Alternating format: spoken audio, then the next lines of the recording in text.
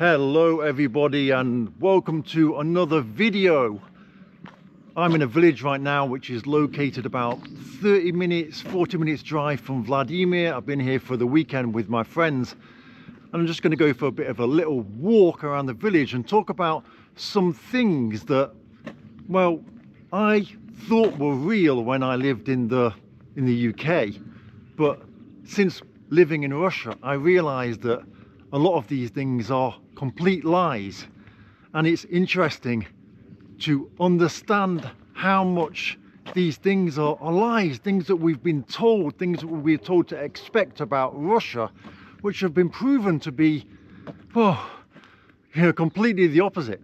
You can see some smoke coming over the fence there. Someone's having a barbecue.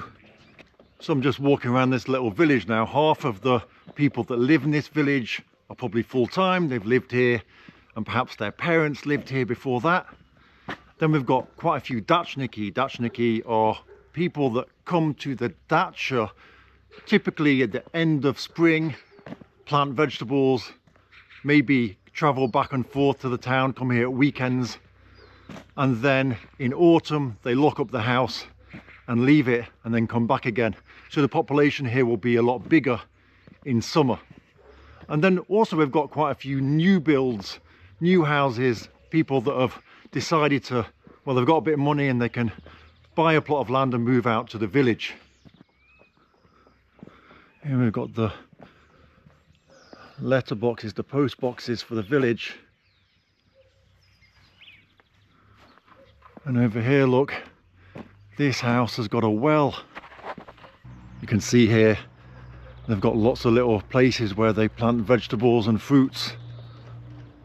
I just spoke to a lovely lady just behind me. She was really nice and she told me loads of history about this place. I love walking around these villages and just meeting people and just chatting. It's great.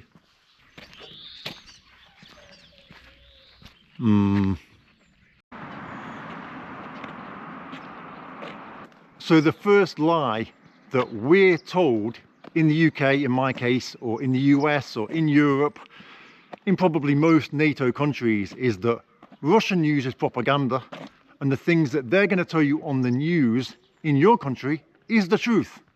And I think a lot of people don't really question this at all. They get told things about Russia on the news and they just believe it, because why would the news lie to you? I got a comment today on my YouTube channel and I get these types of comments all the time. The first thing, I'll show you the comment, I'll put it on the screen now, right? But the first thing that the person said is, I watch a YouTuber in Moscow and I can see from his videos that Russia is very run down, very gloomy, and they have a problem with the population. Not enough people live there. Now he's talking about a channel of a guy in Moscow. This guy lives in the center of Moscow and highlights some of the amazing things in Moscow. Moscow is an amazing city, absolutely amazing city. Russians say, you know, there's Moscow and there's Russia. It's like its own country. If you went to Moscow for a week, you'd be amazed at how incredibly modern, how so many cool, incredible things are there, from galleries to museums to skyscrapers to, you know, just incredible things, churches, monuments. It's so modern. There's, you know, huge outdoor swimming pool areas, there's massive amazing parks, there's theme parks, there's like just so much there. It's incredible. But yet, according to this guy, from watching the news or from watching this person in Moscow, he could tell that Russia is run down, dreary, and has a problem with the population. Now I can tell you 100% that Moscow does not have a problem with population at all. Moscow is, wow, you know, it's like its own country. Like I said, officially I think there's about, you know, 12 or 13 million people live there, but unofficially they say about 20 million. The whole of Moscow region is absolutely insane. And you know, whenever I go there, I'm like, just wow, it's just It is incredible there. But yet this guy, from watching this YouTube channel, has come to the conclusion that it's not a nice place and there's a problem with the population. Now, where's the problem with the population come from? Yes, Russia has a declining population and Russia wants people to have families here, right? So that the population can grow. That's a known fact. But he hasn't got that information from watching this guy in Moscow walking around. This information has come from the news that he watches. Next, he goes on to write that I can guarantee that food prices in the UK are much cheaper than Russia. I don't think so. Russian food prices are incredibly cheap, good quality, no GMO. I don't even understand how this guy is thinking that. He said that he saw on a YouTube channel that the onions that someone bought were more expensive than the UK. Look, prices in the UK are crazy compared to Russia. Absolutely crazy. Now, again, you've probably been told on the news that in Russia, the prices are really crazy. And in the UK, they're cheaper. And you've got that into your mind. But it's not true. It's the complete opposite. It's crazy that someone would even think that. This is very cool, isn't it? He then went on to call me out and say, you know, it's a shame that people like me, who have not lived in the UK for years, make content that shows the UK as a bad place. Well, I just talk about the problems that the UK has as a British citizen. Does he really think that I haven't been to the UK for a long time? I can travel to the UK whenever I want. My friends live in the UK. Many people know that there's problems in the UK. But this guy, well, he doesn't want people to talk about that because in a free democracy, you should never highlight the problems. How dare I do that?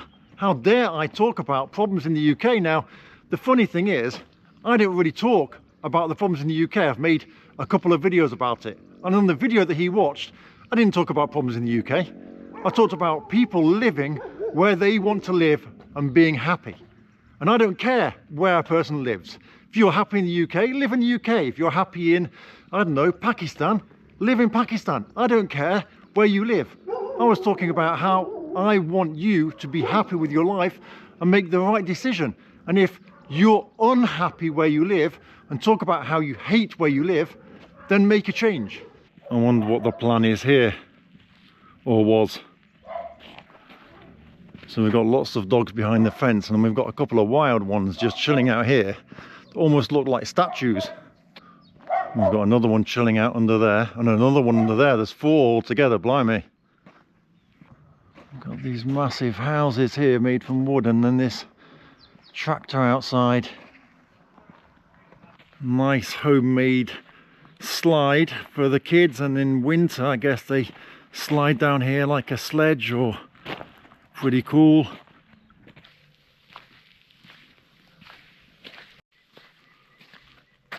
He then goes on to say, at least in our country we get to go to the street and have protests if we want without the fear that we're going to be arrested and detained in some sort of Victorian gulag prison.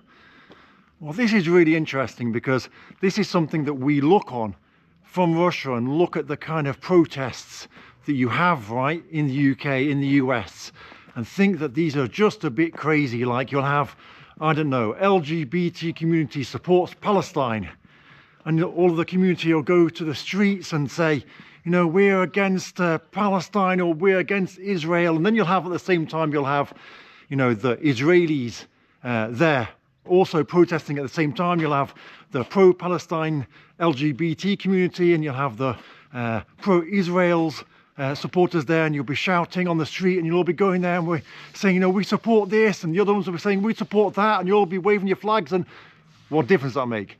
Who does that make any difference to in any way, shape or form? Nobody cares. Do you think that is going to change the Middle East policy of Netanyahu and Israel? Do you think that's going to do anything at all? Go to the street, shout about stuff, make flags, wave them around. Okay, great, well done. It's the same with these people that are like in the LGBT community. I don't know, just for example, it'll be like, I don't know, say some sort of transgender group of people, and they'll be on the street shouting that, you know, we're standing up for transgender rights and you can't stop us and blah, blah, blah. And, you know, you might hate us, but we're going to continue and you can say anything you want, but I have the right to do what I want. And I think nobody cares. Nobody cares what your sexual orientation is, who you identify as. It doesn't matter. I do not care. Just live your life. Find the job you want. Choose a career. Follow your dreams. Do what you want to do. Why do you have to go around and start saying, I identify as this and this is so important to me? And so what? Just be you. Find the partner you like. Be with that person. Live your life. Why have you got to wave flags around and talk about it? It's just stupid. Doesn't make any difference. Go to the streets, shout about it, say how you demand respect. Just be a person, just be a good person, and people will respect you, and no one cares at all what gender you are, how you identify yourself. We look at these people and just think, he's just crazy. But yep, in the UK, you can go around, spend money on flags, march around the street and shout about who you identify as and say how amazing that is, and well done. In Russia, we respect our president. We feel that he has more knowledge and experience to know what he's doing, and if he decided that he thinks it was better for Russia to help and support the ethnic Russians who are being persecuted in Ukraine, and he made this decision to start the military operation against Ukraine 3 years ago, then we support him in that. Why do we support him? Because he knows more about it than us. He is in control of a huge country and we respect him. And so, yeah, okay, you know, you might be against what's happening, but if you think, like this guy said, that Russia are just invading their neighbors to grab some land, well, that shows that you really have absolutely zero idea about the whole conflict, about why it started, about the whole background to it. You have no idea at all, apart from that narrative that Russia just wanted to grab some land. And where did you get that narrative from?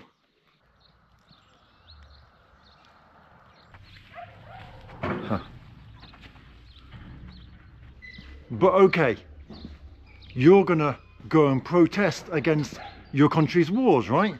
Now, you're so against war, right? Because you live in England and the British are not the kind of people that would go to war for no reason, right? Russia invaded its neighbours for land. The UK invaded Iraq. They invaded Iraq. They destroyed Iraq.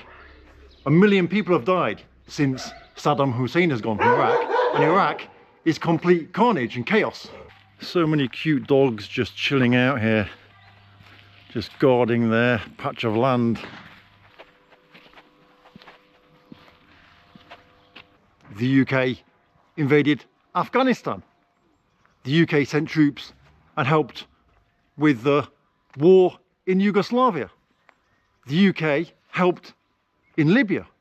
The UK has been involved in all of the NATO wars since I've been alive. But you probably forgot about that because it's just Russia that is really bad and invades its neighbours to grab land, according to you. I wonder where you've learned that from. But anyway, let's continue. Now, let's say, for example, you were against the Iraq war, right? A lot of people were against the Iraq war. And obviously, in the UK, you can protest. So the chances are, I'm thinking you didn't protest the Iraq war. You didn't care about the Iraq war because the BBC told you about how the Iraq war was needed, how Saddam Hussein has weapons of mass destruction and is about to use them on his people. And so, therefore, it was very important to go to war in Iraq. Now, since then, we already know that that was a lie, It was made up completely as a reason to go to war. The first thing they did was take out Saddam Hussein's critical infrastructure, the water supply, the electricity, all these things. But anyway, that's completely fine, probably. But let's just say that you're one of those people that were against the war. You probably went and protested, right? Because you have your right to protest. You probably went and protested. Now, when you protested, did that change anything? You have the right to protest, right? Protesting because you live in a democracy, not like Russia, as you're saying, right? You can protest. But did your protest do anything? Did they still invade anyway? Did they not care what the people of the country thought about invading a sovereign nation? No. You might have protested. The government did not care, did not listen, went to war anyway, did what it did. It's now been known that it lied. Have there been any consequences? Have any of the people, Tony Blair, all these people that blatantly lied to create a war in Iraq against a sovereign country under the guise of something that was proven to be a lie? Well, has anyone been punished? Because surely in a democratic nation, no one would go to war for a complete lie, then not get punished when it was found out to be a lie, and surely all the people that protest would be listened to. Exactly. Because you can protest about stuff as much as you want, but nobody cares. Nobody cares. The government make their decision and they do what they want to do. So this person has gone on to say that Russia bombing Ukraine for no reason at all, it's a country in decline, whereas Russia is not in decline. Russia is always progressing. There's new buildings being built. There's new things happening all the time. Russia is a country where you feel the progress. But anyway, in his opinion, from what he's seen on the news, Russia is a country in decline. And because of its isolation and the sanctions, in 20 years' time, it'll have no power at all. So yeah, Russia's sanctioned because it's at war with Ukraine. So therefore, it should be sanctioned, right? Because all of these countries, well, they're against war, but they're not. They don't care if they're at war. They don't care if their friends are at war. They don't care about invading other countries and destroying them. That's completely fine. But if Russia does it, then they deserve to be isolated and sanctioned. I like the colour of this one. What do you think? And that is the mindset of people who watch the BBC. This is the narrative. The lady behind me, she walked past me and she said, by the way, are you a spy? I said, no, don't worry, I'm not a spy. She's like, oh, okay, definitely. I'm like, no, I'm not a spy. And she said it with such a straight face. And I was smiling and saying to her, don't worry, that I couldn't understand if it was a sarcasm or not. So it says that this one's a museum. So yes, Russia has been closed off in a way to the rest of the world because of the sanctions. Because of the sanctions that punish countries that go to war, or no, wait, the countries that go to war that they don't agree with. The ones that the UK go to war with, even if it's for a made-up reason, that's fine. You don't deserve to be sanctioned for that. That's democracy. That's something else, right? So anyway, yeah, of course, Russia might have been closed off more because of the sanctions, but Russia have now implemented a new policy to attract Westerners who can now go and live in Russia as residents. Amazing. But this guy wouldn't know that because Russia's just an evil empire that has isolated itself due to all of the problems that it has and how bad a country it is. Now, I'm not angry with this guy at all. This guy just doesn't know it. He's knee-deep in propaganda, and so therefore the things that he believes are the things that he thinks are true. And this house here would have been pre-revolution, possibly the house of a merchant family who would have owned whatever the industry was in the village. Right now it's the post office. The next lie that I realised is a lie is the lie of freedom. In the UK, we're taught about freedom, not as much as I guess the people in the US are taught about freedom and the land of the free and all that, but we're taught that Russia isn't free and that the UK is free. But what is freedom? In the UK, there's so many rules. You have to be very careful. You can't really talk about a particular person or something you don't agree with, because if you talk about that, then you get labelled. And you know what happens if you get labelled? It's game over. So if you don't agree with LGBT culture, for example, right? You can't say that publicly. You're not going to go and tell people about that, because then you're labelled as a hater of the LGBT culture. If you say that in the UK there's a problem with immigration, which there obviously is a problem with immigration, right? Everyone is aware that there's a problem with immigration, but if you were to say that there's a problem with immigration, then you're a fascist, and you don't want to be labelled a fascist. So there's all these different labels that you can get labelled very easy in the UK. Does that mean it's free? Does that mean it's better? In the UK, there's a huge problem with crime. That problem with crime doesn't exist in Russia. If you talk about the people that do that crime, or you're a racist, even though you'd be talking about the things that are honest, you can't really say that. Now, we all know about the Pakistani grooming scandal. Everyone's aware of it, but can you talk about that? Is something going to be resolved to do with that? I don't think it is, because surely if you're addressing that problem, then you're a racist. And there's so many such examples in the UK. Now, you can say that, yeah, we can in the UK go and protest a war, and you can't in Russia. But as we've learnt already, you can protest whatever you want, but it's not going to make any difference at all. So what? Go and protest the Iraq war. I think the biggest protest in the history of the UK was the Iraq war protest. Did that stop the war because you live in a democracy? No, the government didn't care. It just did what it wanted anyway, despite the reason for the war being a lie. And as we've said already, no consequences for that. Does that mean that the UK is free? No. So what's the whole deal with the UK being free, the US being free, NATO countries being free, and Russia not being free? It's a complete myth. What is freedom? In Russia, we're totally free.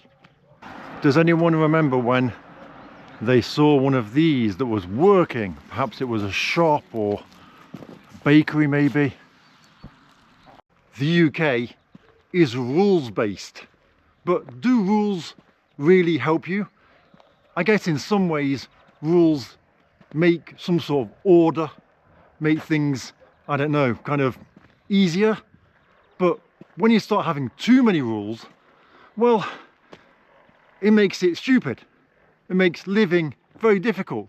Obviously, you couldn't have a game of football if there was no rules for the game, right? It'd just be people kicking the ball everywhere and doing whatever they wanted, right? I completely understand that, but in the UK, if you want to go camping, stick to the footpath, right? That's the rule, right? Farmers allow you to walk on their land, but stick to the footpath. In Russia, go to the forest, put your tent and have a night in the forest. No problem.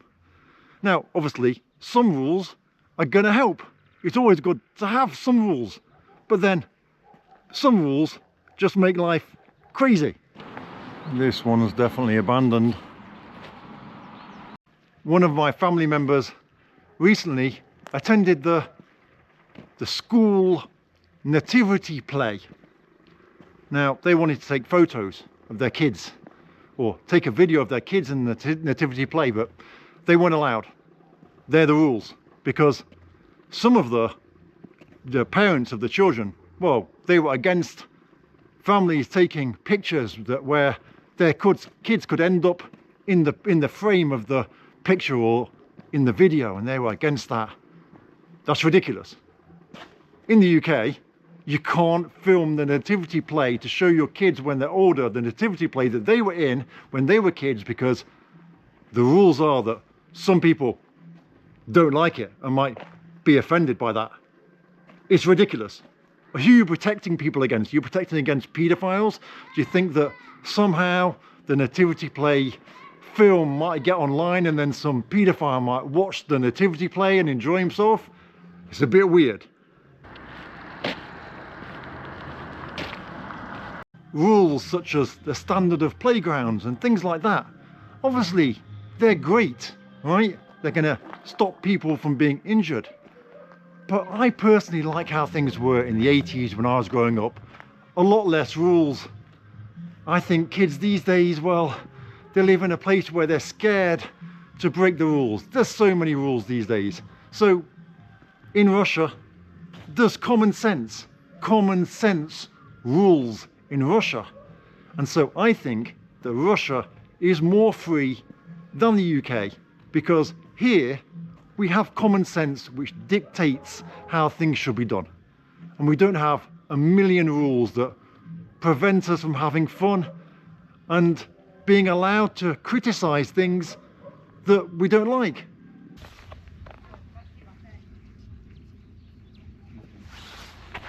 It's getting a bit dark outside, and just wanted to get this last couple of points in before the video finishes and before it gets too dark. But one of the things that you'll probably realize from the last 2 points I've made is in the UK we're taught that the UK are good and Russia are bad. That's how it is. And most people know that narrative. And so most of the people that comment in my comments will just know the narrative that Russia's bad, UK is good, West is good, Russia's bad. And people will say to me things like, I'm a traitor for living in Russia in the East. How dare I do that? That is ridiculous brainwashing. It doesn't matter where you live, you've got to live where you're happy. And to think that if you dare to move from the West to the East, then you're bad and you're a traitor, is awful programming. Absolutely awful programming. That, you know, is it us versus them? Is that how it's about? We're the good ones, you're the bad ones. That is awful propaganda that you're taught in the West. China, Russia, Iran, bad, right? Just bad. You know, Western NATO countries, good. That is an awful myth, and so many people fall for it. And the guys that comment on my channel, they fall for it because they're disgusted that I could live in another country that isn't one of the countries that the West say is the best. Awful, awful lies. And then the final lie is the American dream. It's labeled the American dream because in the US, in the 50s, yeah, it was possible to live the American dream. But the American dream has been slowly dying, and that same version of the American dream that exists in the UK is also dying. It's virtually impossible to get on the property ladder unless you've got an amazing job or a very successful business.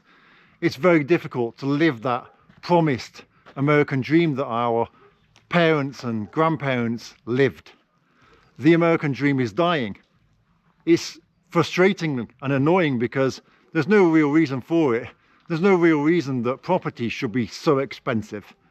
There's no real reason that the costs of living should be so high in an economy like the UK or the US, which is supposed to be an amazing economy and an amazing place for people to live. Why should it be that it's so difficult for people to live? And so that's the final lie, that the American dream exists in America and in Europe, because as far as I can see, the American dream is dead. But the American dream still exists and is existing more and more often for Russia and people in Russia.